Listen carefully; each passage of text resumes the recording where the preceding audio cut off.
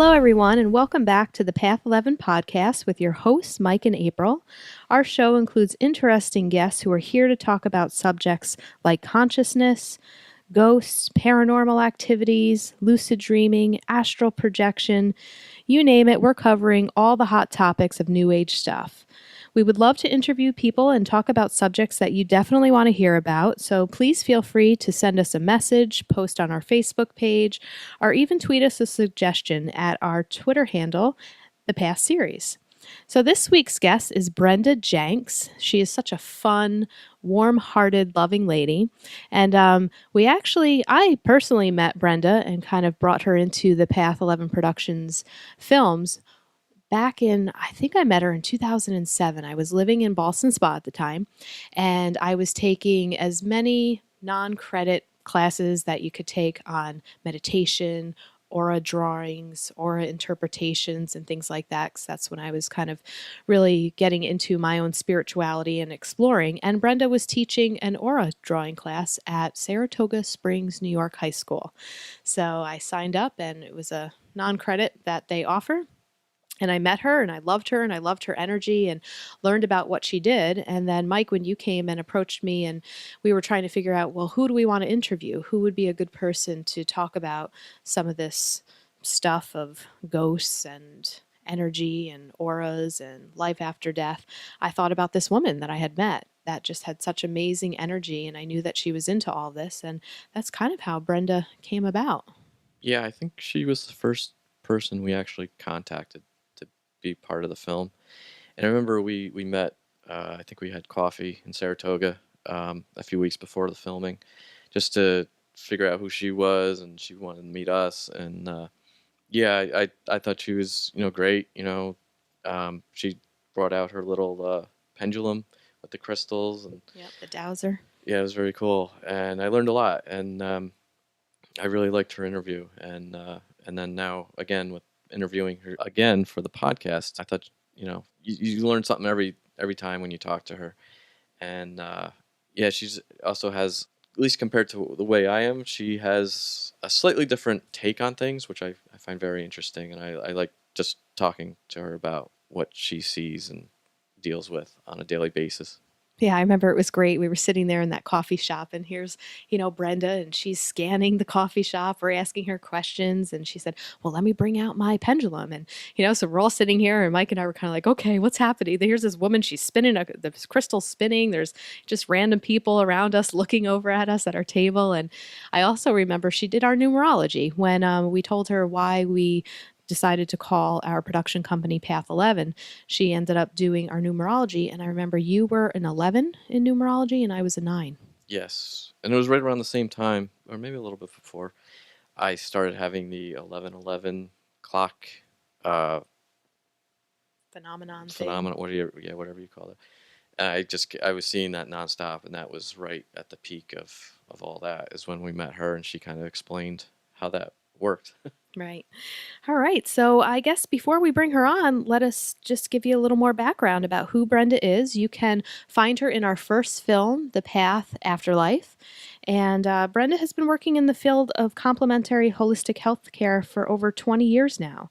She's a member of the Saratoga Integrative Practitioners Network, as well as a Reiki practitioner at Massage Saratoga. She's been practicing Tibetan Black Hat Feng Shui since 1995 and consulting and teaching since 1997. She's taught and lectured at Johnsburg Public Library, Caldwell Public Library, Adirondack Community College, Mechanicville Public Library, Bennington College, Saratoga Continuing Education classes, which is where I met her, and Key to Joy Wellness Center in Niskayuna. Space clearing and dowsing are an important aspect of her work in clearing private homes, hospitals, businesses, battlefields, and historical sites. In the field of real estate, she assists homeowners and brokers by energy clearing, feng shui staging, and helping the seller let go emotionally to bring about a positive outcome. So here's our interview with Brenda.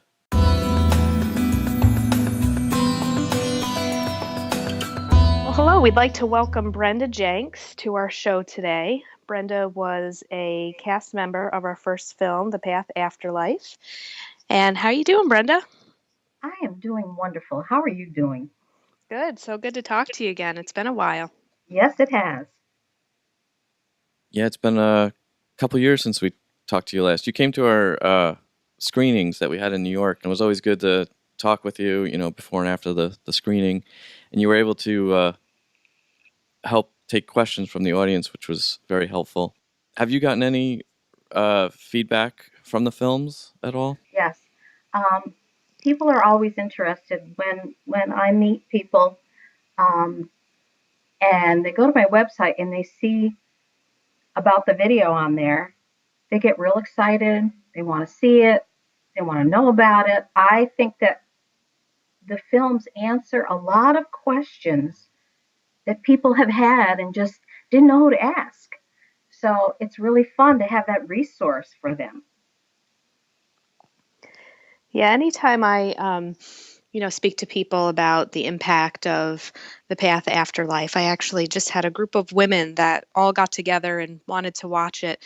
A lot of people always comment about your explanation of what soul groups are. That part of the film, just with a lot of feedback that I've gotten, really seems to strike people if they've never heard it before of, that's an interesting way to think about how people are in my life and, makes them wonder, okay, are these people a part of my soul group and are they here to teach me something? And that's always been one of my favorite parts of the movie. And just the way that you explained it was so great. And I think it's a part of the film that really hits home to people to take a look at their relationships in their life.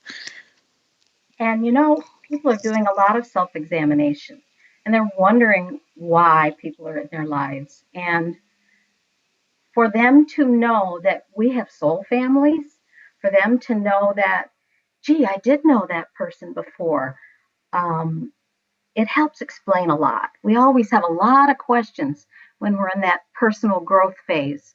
So it's always fun to explain that to people. And also, for those that haven't seen the films or don't know who you are, let's take a step back and maybe you can just explain how you got involved with what you're doing now, and the history of your abilities, I guess you could say. Well, I would say the history goes back to when I was a kid and always had feelings and really couldn't explain why I felt comfortable in some places and uncomfortable in other places, and was always trying to understand why other people didn't feel what I felt. And so over the a course of a lifetime, through many experiences, many teachers, many wonderful books that are out there, I began to really start to get it. And um, my feng shui was really key because feng shui is all about your environment and how it reflects, it's the outward reflection of who you are. And I began to really think about that. And then I learned to douse, and that was like the finishing touch. Then I could figure out what is really here. Why do I feel this way in this place? Or why does this person unsettle me? And being able to sort all that out through the many years of teachers, books, experiences, just kind of coalesced. And I think that's way for a lot of people. We learn a lot of things that seem disconnected and random over the course of a lifetime, and then all of a sudden it comes together and it makes sense and it becomes a part of who you are. So I feel like I've got this toolbox that kind of is a hybrid of all of the things over the course of a lifetime that I've learned, and now I can apply that every day, and it's fun. And what are you doing now in your work? I know when we spoke, you said that it's really changed since the first film came out, and you're doing a lot more stuff with clearing some energies. Do you want to go into that a little bit? Sure. Um, I could not have envisioned 10 years ago or 15 years ago what I would be doing now. But then life is always an adventure as far as I'm concerned. Um, I work very hard now. I go to multiple locations at the present time all over the state. Um, I assess what's going on in the environment of the home or the business or the land and sort out um, earthbound spirits, um, dark energies, geopathic stress, vortex energies, and basically sort out these various anomalies and determine right course of action to make the energy right again, and then to help the people involved to understand what it is they were dealing with, to understand, no, they're not going crazy, um, to understand that this is not like a TV show of ghost hunters kind of a thing. That's Hollywood. In the real world, it's not quite like that. And so it's kind of a fun adventure each time to find out what I'm going to find there. How can I help the people understand what was going on? And then how can we heal it? Heal it, heal the energy, and then heal the people. And it's it's always challenging, but it's never dull, I can tell you that. And I'm finding that there's no hard, fast rules in this work. You have to go in with a completely open mind. You have to understand that there are all different kinds of realities and perceptions, that you can't get stuck in your old ideas of reality and perceptions, because almost anything is possible. Going in that way, it helps you to sort it out, um, figure it out, and then find a course of action. So it's it's totally great work. I totally love it. People think I'm a little nuts, but that's all right. I'm having a good time. Can you give us an example of maybe, a story of a certain house or property that you went in and cleared that was pretty impactful, so people can get an idea of, what your day actually looks like? What does it mean that you're clearing energy? What are your clients kind of complaining about? Why are they calling you? What is it in their place that they need to clear or to get rid of, or what's making them feel fearful or uncomfortable? Okay. Um, Quite often people tolerate strange things happening in the house for quite a while before they break down and call somebody or seek help.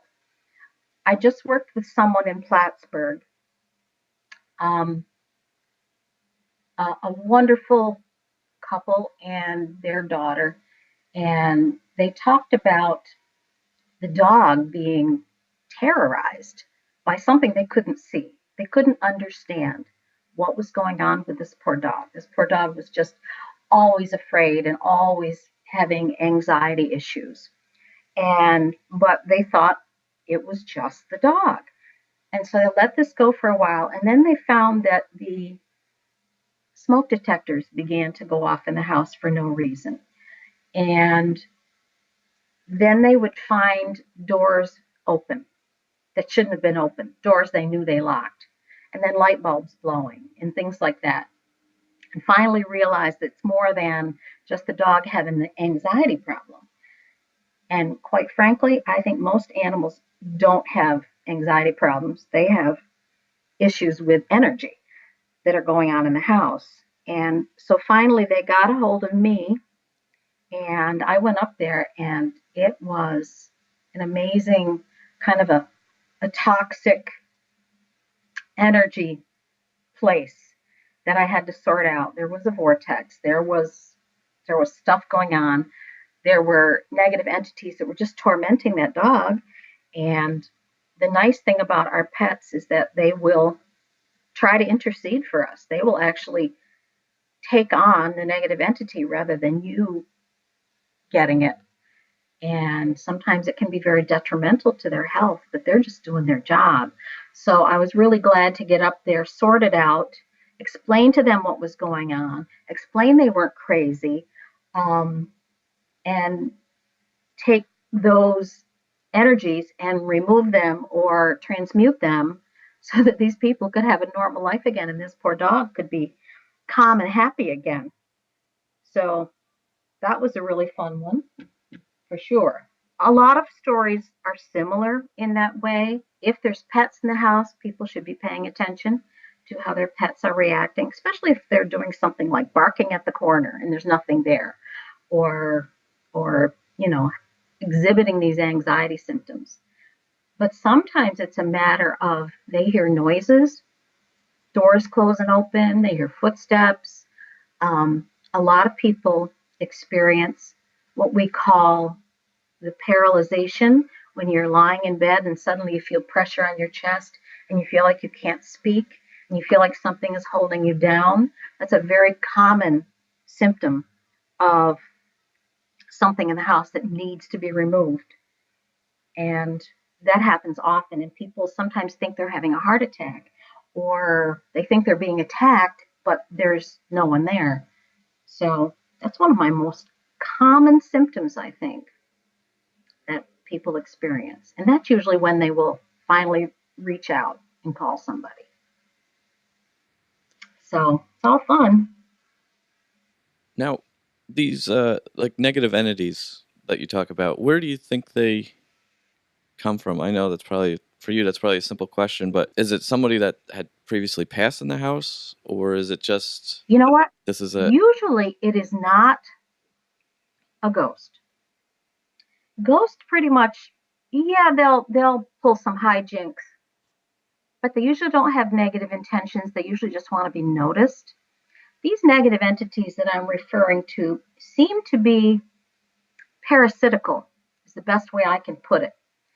They seem to drain us and feed off our energy. Um, you find people who, for example, have an addiction problem, or they're mentally ill, or they have a long term illness that they're suffering from. The negative entities seem attracted to them, as if that's an easy feed. I don't know. That's the only way I can characterize it. I don't believe that most of them have ever been human. I think it's just another kind of life form, and that it looks for the weak or the weakness, because even really strong, healthy, spiritual people can pick them up from time to time, just by virtue of the fact that they're in the vicinity. Um, I guess for me, the most important thing is educating people on the fact that there are unseen entities. They do exist. Um, and so we shouldn't assume that there's nothing there. Have you ever noticed or ever run into a situation where the owners of the house were actually in some sort of subconscious way haunting their own house? Well, now that's a very interesting question. What I have found, and this has only been in the last 2 or 3 years that I have sorted this out, is that sometimes people are being haunted by their own soul fragment. And what that means is, in some past lifetime, they left behind a ghost, a piece of themselves, is what I call that, a soul fragment. And that soul fragment wanders around until the person is incarnated again, and it looks for something familiar to attach to. And so the life stream of the person incarnated again is familiar, because it is the same life stream. So it will attach itself to that person. So, for example, someone who commits suicide, they leave behind a soul fragment, because the suicide soul fragment can't get to the other side without help. And that suicide will wander around looking to cling on to its life stream. It'll find the reincarnated embodiment of itself. It'll haunt that person, and that person will begin to have suicidal thoughts. They'll begin to take on and blend with that fragment. And I think this is how people commit suicide again and again. I think it's because of that haunting of the first time that they did it. And I found there's other examples of soul fragments haunting their life stream. Um, People who have been in a past life subject to terribly negative life, some sort of a slave or a victim or something like that, they will find their life stream reincarnated and attached to it and cause that person to go into a state of depression. And that person won't know why.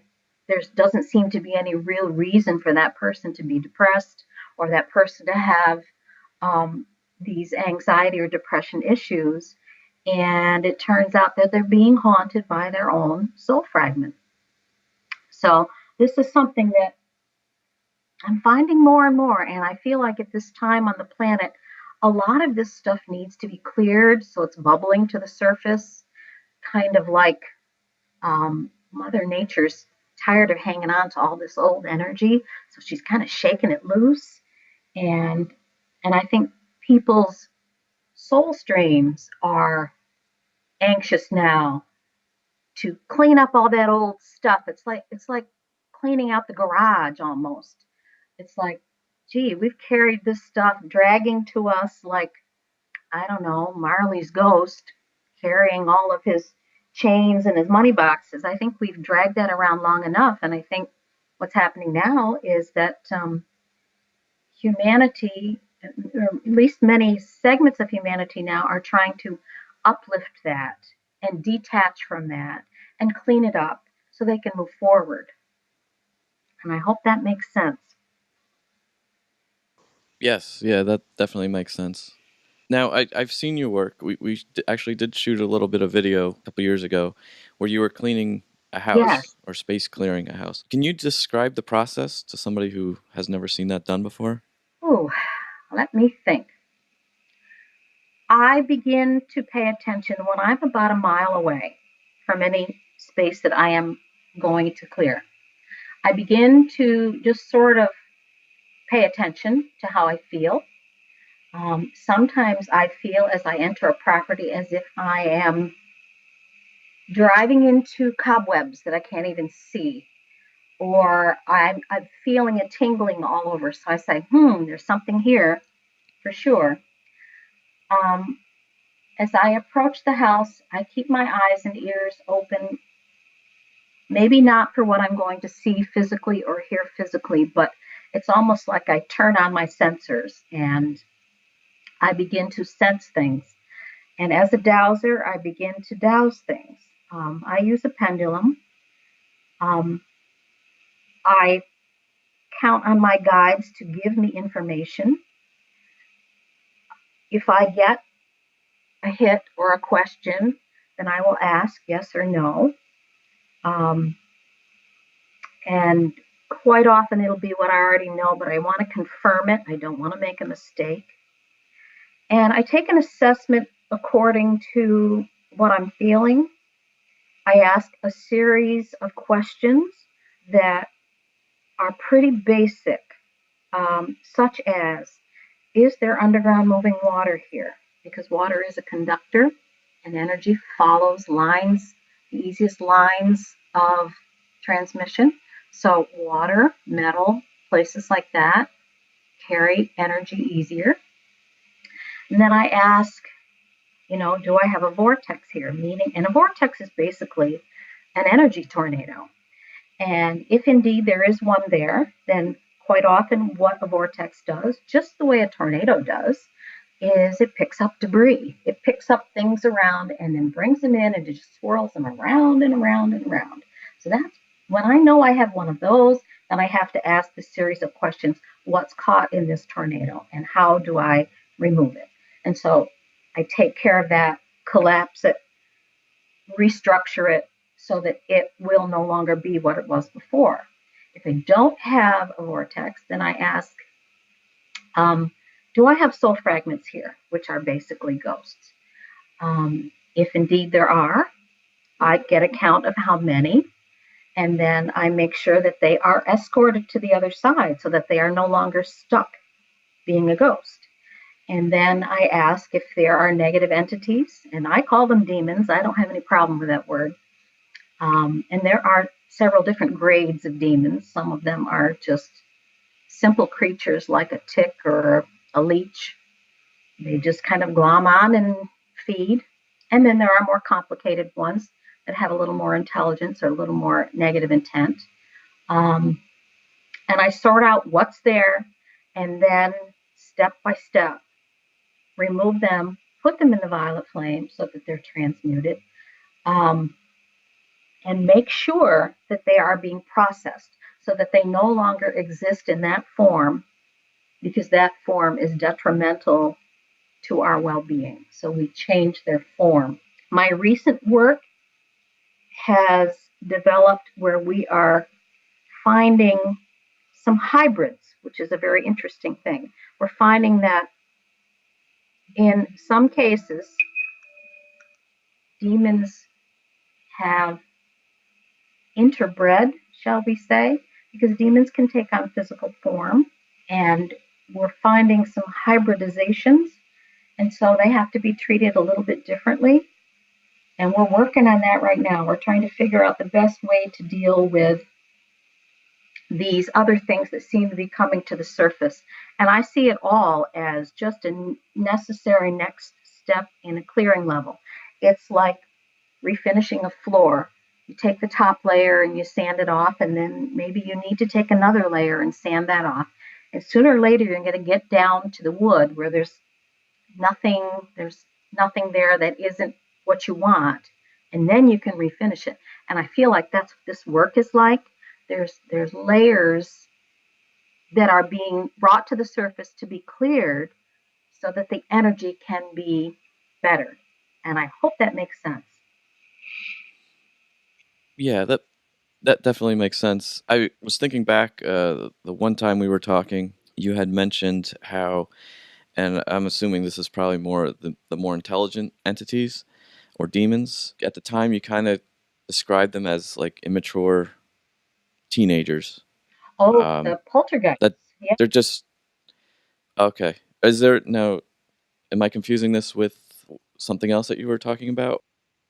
Well, poltergeists I see as this group of immature teenagers that broke into the liquor cabinet. They kind of are. They group together. They're a gang. They're real confident when they're all together because they're with their buds and they can do whatever they want to do. Yes, they have more intelligence than the simple demon forms. However, there is another level. I call them generals because basically they tell the other ones what to do. And they seem to be the most malevolent. They seem to have a great deal more sophistication. And I always know when I'm going to be dealing with them because if I suddenly feel sick, within a half an hour, I'll get a phone call from someone who wants me to come and clear their space. Well, I've already been attacked. So I know that there's generals there because the generals will try to stop me from coming. They're smart enough to do that. Whereas the lesser ones, they don't know. They don't care. They're just existing. Yeah, the generals are the nasty ones. And those are the ones that are kind of on top of things and they want to stay on top. And they'll do whatever they can to stay on top.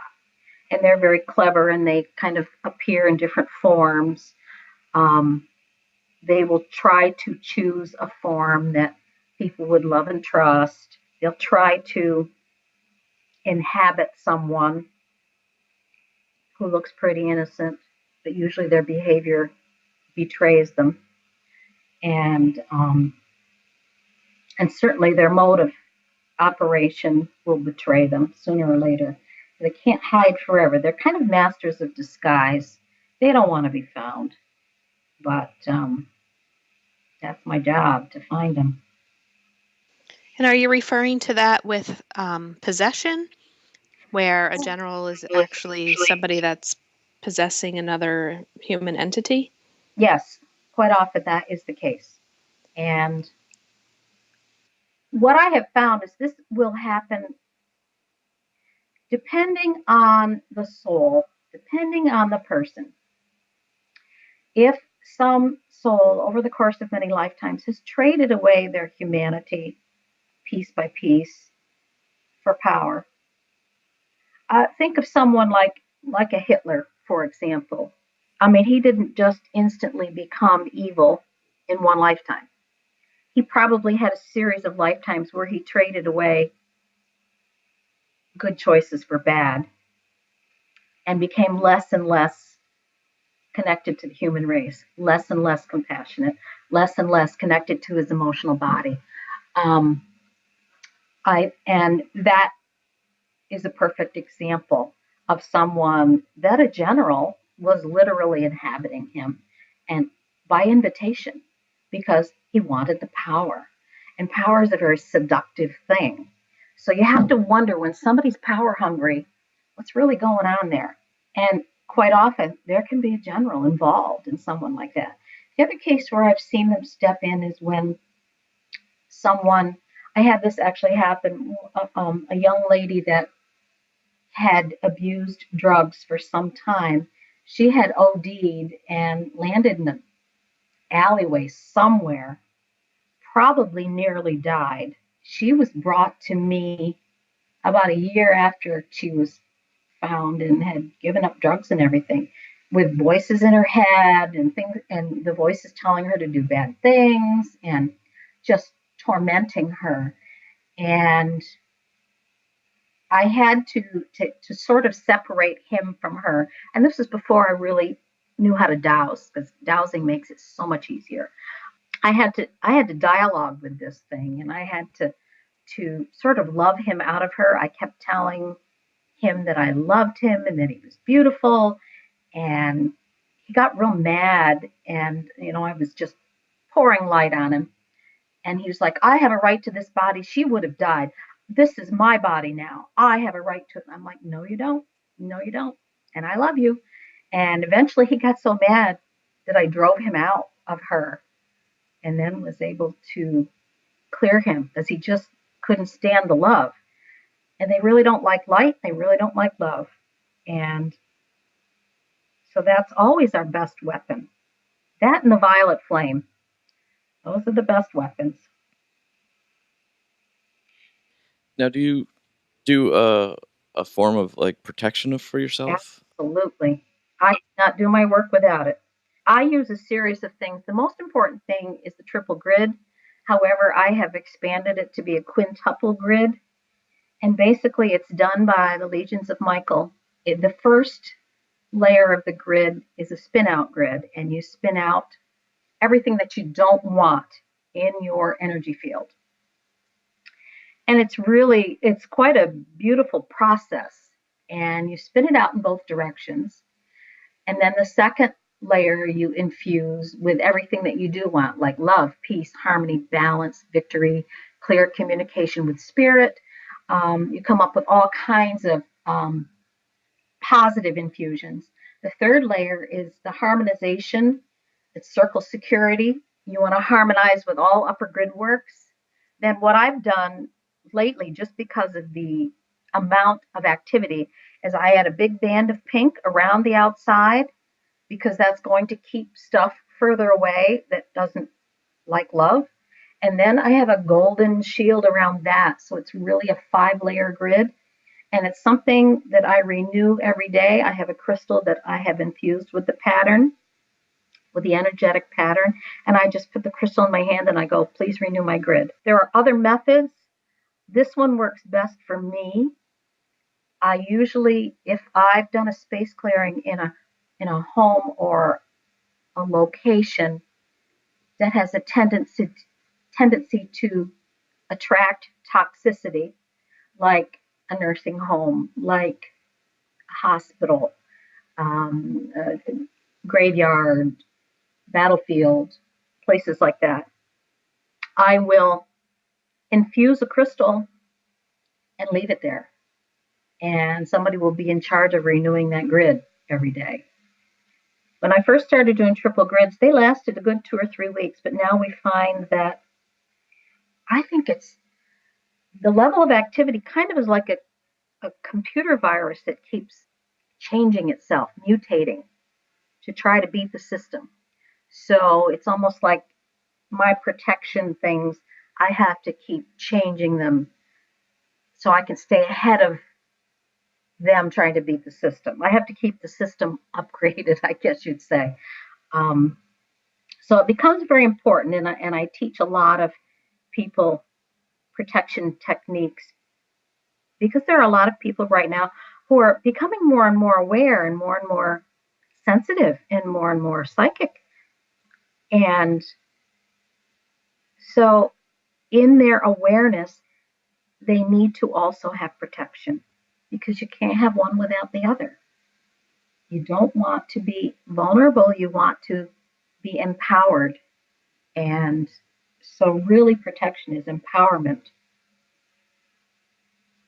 That's what I do. And about how many clearings a week or a year or a month are you doing? Well, January, holy crap, I think I did 20. February was a little bit slower. I'm ramped right back up again. I'm probably going to do 25 this month. And that's a lot if you think about it. It's pretty labor intensive.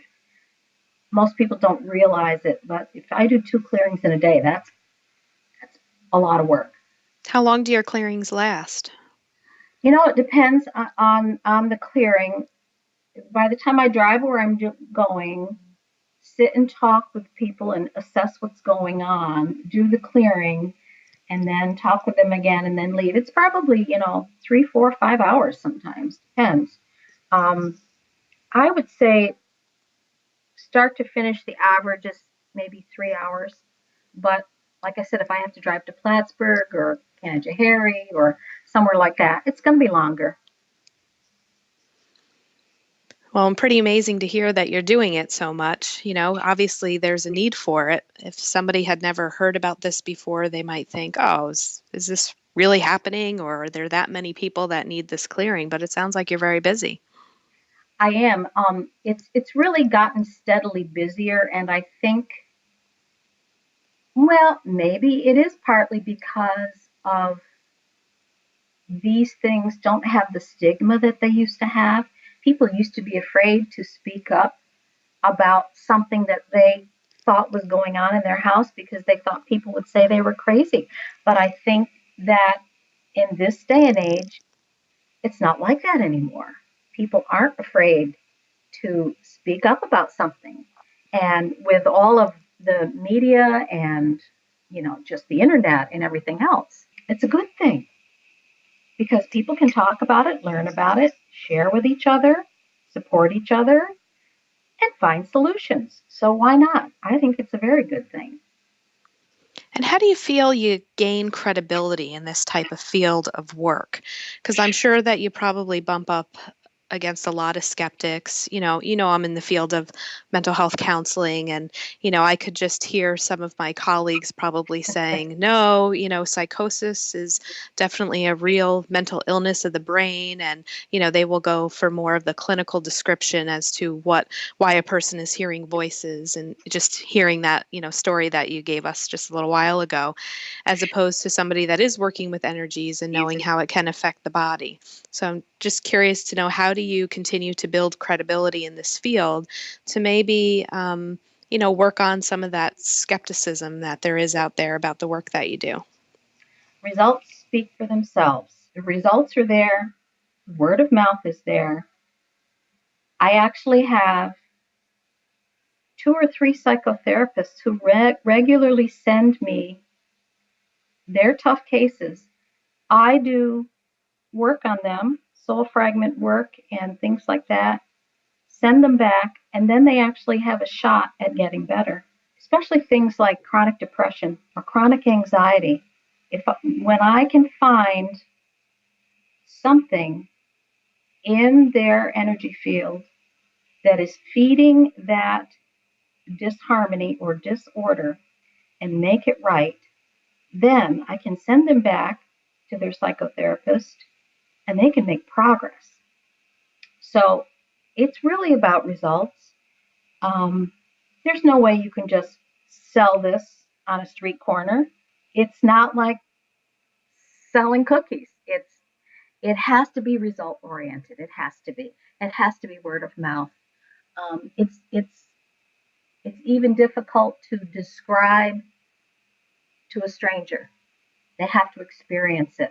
And, you know, most things, it has to be that way. It has to be experiential. And that's all right. And I can take the criticism if it comes my way. It's all good in my world.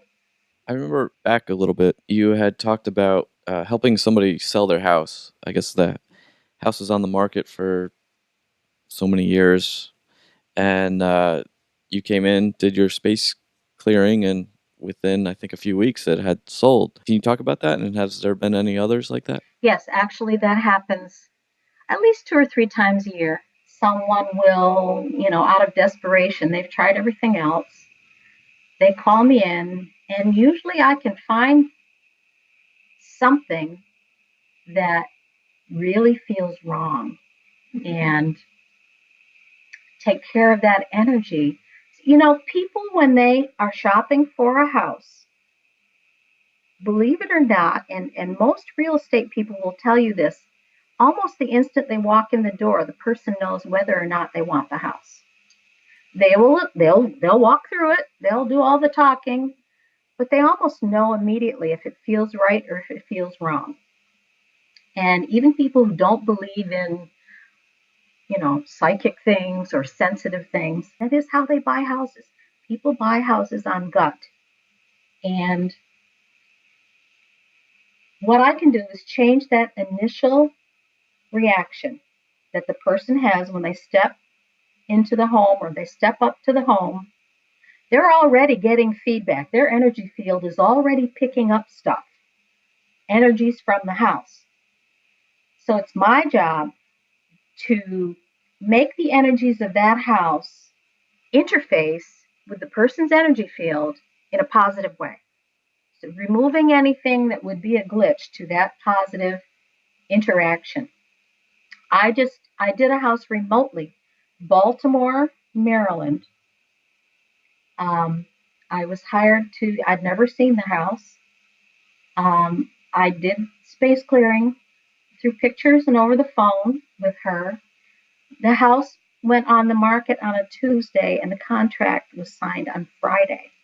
So it was like, wow. And the woman was almost like, "You did this too fast. You should have given us a couple of weeks," but I can't control that. Houses have energy, they have life. They are infused with the energy of the people who live there or whatever happened in that house. Maybe there was a murder in that house. You know, quite often that energy is literally sunk into the walls of the house. And to be able to clear that means when all the predecessor energy has been removed, the person who is the prospective buyer can walk into the house and it can feel like theirs because there's no other energetic imprint there. They can imagine themselves there. And that's what's really going on. They're trying to imagine themselves living in that space. And if there's anything else there, they're not going to be able to do that. So it really works very well. And I'm doing a talk at a realty place in a couple of weeks. I'm going to be doing a seminar at Better Way Realty in Dublin Falls. They've asked me to do stage your home to sell with feng shui, impress buyers by improving your home's energy. I'm very glad to be able to do that because um, people don't know how to sell their house energetically. People are very proud of their homes and they're very attached to their homes. Their homes become a part of them. But to sell a house, you want the home to not have a connection or a personality attached to the previous owners. You want it to be a blank slate so that you can imagine yourself living there. So, what I will be talking about is how to stage your home for sale from a feng shui perspective, from an energetic perspective, which means things like removing all personal photos, things like reducing the amount of books on a shelf by half, removing half of the things from all the closets, reducing your furniture by half. It's really, really a matter of creating a clean slate, both energetically and visually. so that people can imagine their own possessions fitting in that space. They can imagine that this place could be theirs. It could have their personality attached to it. Um, they want to feel completely welcome and completely like this could be my home. And that combined with, removing predecessor energy, removing any negative energies or entities that might be there, creating a welcome, safe, inviting feeling for prospective buyers. And it's really a lot of fun and it really works very well. And let's face it, nobody wants their house to be on the market for very long. If it's to sell, they want it to sell quickly. And so we help people do that. Now, Brenda, you talk about, you use the pendulum, you ask it questions. Now, are you hearing an answer, or are you seeing, or is it more of a sensing You know what? ability? I can actually get information many different ways. Usually it's a knowing, and it's a knowing even before the pendulum gives me the answer. But there's some subtleties to dowsing that are very interesting. If I am dowsing to get a general to go into the violet flame, my pendulum will whack me in the wrist, which is totally interesting. So they don't go without a fight. When I'm in the middle of a large vortex, the pendulum will swing very, very, very wide. It'll be a very high level of energy. When I haven't asked a question specific enough, I'll get a maybe. I don't get maybes very often, but the maybe means I have to stop and rethink and rephrase or break it into two parts or something like that. And my guides are really very good about letting me know. And sometimes the answer will come right out of my mouth and I didn't even think it. That's always fun when that happens. And I'm like, really, did that come out of my mouth? But it'll be the right answer, so it's all good. So dowsing is a very, very important part of what I do, no doubt about it. Now, do you do any work with dreams? Do you work with your dreams, or do you analyze other people's dreams? I do somewhat. However, I would not say that was my main focus. People ask me all the time. Sometimes I can get the general theme. I think I'm better with my own. I pretty much know what's going on in my dreams and I know why. And I just kind of go with it. It's like I'm working when I'm sleeping. But I usually encourage them to go to someone who's really, really good at dream analysis. I mean, we can all dabble in it, but it's not my specialty. Okay. Yeah, I don't ever remember asking you about dreams, and I just had to ask you. Yeah. And I know at least you used to do a lot of Reiki and past life regression. Past life regression seems to be a really important part of my work continually because I still have regular clients who come to my office. Reiki, it's amazing. I still get 1 or 2 Reiki clients a week, even though it's not my main focus, and I still enjoy teaching it. There's no doubt about it. It's probably, I'm sure April will agree with me on this, it becomes so incorporated in who you are that you almost don't separate it out necessarily. It's part of your foundation. So yeah, Reiki is still very, very important. There's no doubt about it. And I would agree with you. Yeah, we'll have to have you back on to just talk about Reiki, and then another show just to talk about the past life regression, because we could go on for hours on those subjects. That would be great fun. It was great having you on the show. Now, how can people in the New York area can get a hold of you? Well, they can always go to my website, which is fengshuibcj.com, or they can call me at 321-5940, or they can actually go on Facebook and they can find me either as Brenda Jenks or as Feng Shui with Brenda. Okay. And we'll make sure that those links and the phone numbers in the show notes Okay. As well. Is there anything you want to add before we wrap up? No, I'm very thankful to have been a part of the Path production, and I think that the work that you guys are doing is terrific, and may it continue. Thank you, Brenda. It's always so great to talk to you. All right, you guys have a great day. So if this is your first time learning about Path 11 Productions and you want to know more about what we do, please feel free to visit our website at thepathseries.com. We are also on Facebook, and our Facebook page is the Path Documentary Series. We also have a Twitter handle, the Path Series, and our DVDs are available to purchase on our website, Amazon. We're also streaming our films on GaiaM TV, Vimeo, and iTunes. We really hope you enjoyed today's show.